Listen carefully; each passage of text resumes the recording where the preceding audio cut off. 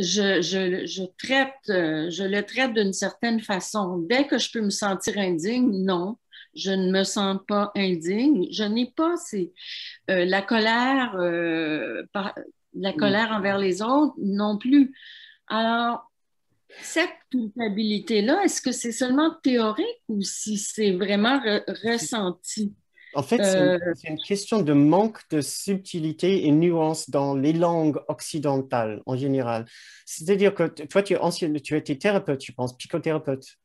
J'étais psychologue, Tu thérapeute, étais oui. psychologue, oui. Ta formation était effectivement en psychologie classique. Effectivement, le terme culpabilité a un sens spécifique dans la psychologie traditionnelle, classique.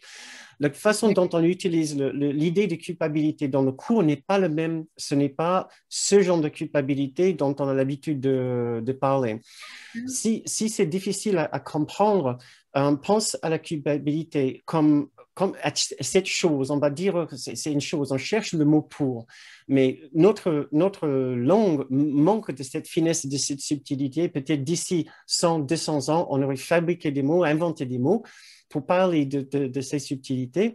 Pour l'instant, nous utilisons le mot culpabilité qui est une sorte de sac immense dans lequel on met plein de choses, plein d'idées, de la culpabilité. J'ai pas appelé ma mère le week-end dernier, j'ai mal parlé à mon enfant. C'est pas ça. OK. La culpabilité dont on parle ici, c'est ce qu'on appelle la culpabilité ontologique, c'est-à-dire un sentiment de mal-être rattaché à notre véritable existence. Si tu veux, c'est toute absence de paix, quelconque, toute absence de paix. Et imaginons pour l'instant la paix le plus sublime, le plus exaltante, le plus extraordinaire, le plus suprême. Le moindre absence de cette paix-là, nous appelons la culpabilité. Mais Ah, c'est OK. juste un mot. L'absence de la paix et l'amour de Dieu dans notre esprit, nous appelons ce mot. Hein? Et souffrance, souvent je l'appelle souffrance ou mal-être.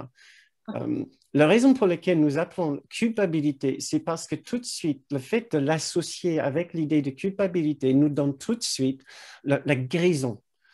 Si on l'appelle souffrance, nous disons, bah, bon, ok, très bien, c'est la souffrance, mais qu'est-ce qu'il faut faire?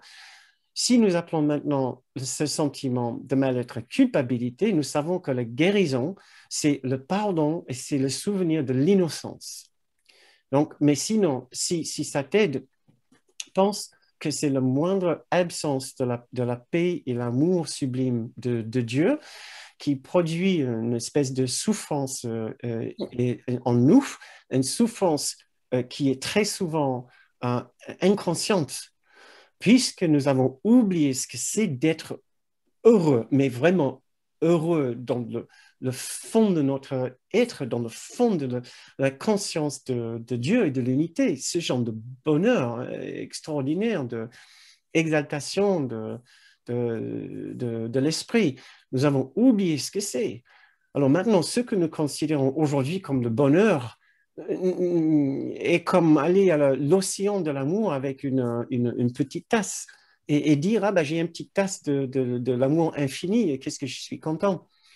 Euh, donc, Merci. Merci beaucoup. C'est très, très, très, très utile. Ta réponse, merci ça Louise. m'aide beaucoup. Merci Louise.